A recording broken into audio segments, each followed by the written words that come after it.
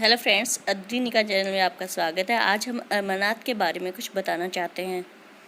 जून महीने के अंतिम दिन 30 जून से बाबा अमरनाथ के दर्शन कर पाएंगे। इस साल जम्मू कश्मीर की अमरनाथ यात्रा 11 अगस्त रक्षाबंधन तक रहेगी। बाबा अमरनाथ की गुफा का इतिहास हजारों साल पुराना है।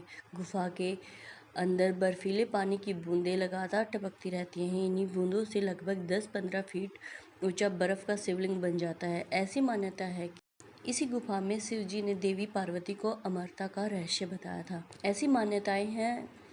अमरनाथ शिवलिंग की ऊंचाई घटते बढ़ने का संबंध चंद्रमा से है। पूर्णिमा पर शिवलिंग अपने पूरे आकार में होता है, जबकि अमावस्या पर शिवलिंग का आकार कुछ छोटा हो जाता है। चंद्रमा के घटने बढ़ने के साथ साथ अमरनाथ का शिवलिंग भी घटता बढ़ता है। प्रमुख मान्यताएं ये हैं कि पुराने समय में देवी पार्वती शिव जी से अमरता का रहस्य जानना चाहती थी। जब भगवान शिव जी पार्वती जी को अमर कथा सुनाने जा रहे थे तो उन्होंने अपने साथ के अनंतनागों को अनंतनाग में छोड़ दिया था।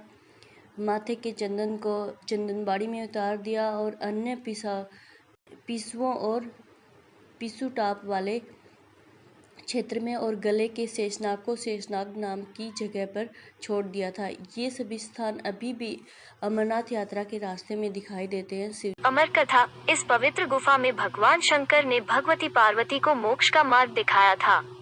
इस तत्व ज्ञान को अमर कथा के नाम से जाना जाता है, इसीलिए इस स्थान का नाम अमरनाथ पड़ा।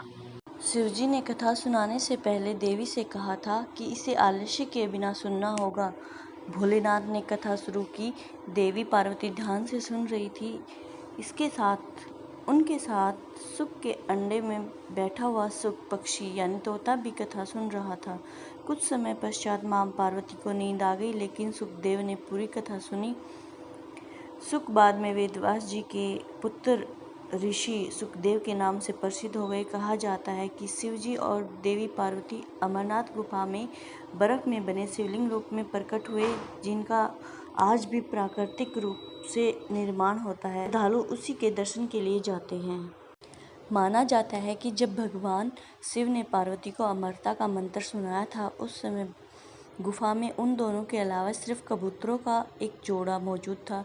कथा सुनने के बाद कबूतरों का जोड़ा अमर हो गया था। आज भी अमरनाथ गुफा में कबूतरों का वो जोड़ा दिखाई देता है। और अमरनाथ गुफा चारों तरफ से कच्ची बर्फ से ढकी होती है, लेकिन गुफा के अंदर मौजूद शिवलिंग पक्की बर्फ का होता है। यह शिवलिंग पक्की बर्फ से किस तरह बना, ये आज भी एक रहस्य की बात है। माना जाता है कि अमरनाथ गुफा की खोज भुट्टा मलिक नाम के एक मुस्लिम शख्स ने की थी। ये शख्स अपनी भेड़ बकरियों को इस जगह चरा रहा था। उसी समय भुट्टा की मुलाकात एक साधु से हुई। साधु ने भुट्टा को कोयले से भरा एक बैग दिया और भुट्टा ने जब वो घर जाकर खोला तो उसमें देखा तो कोयले को सोने के सिक्कों में बदला हुआ पाया। इसे देखकर भुट्टा हैरान हो गया और साधु का धन्यवाद करने के लिए वह जो दोबारा जब इस जगह पर गया तो उसने उस साधु की जगह गुफा को पाया। उसी समय से गुफा तीर्थ स्थान के रूप में जाना जाने लगा। Thank you for watching.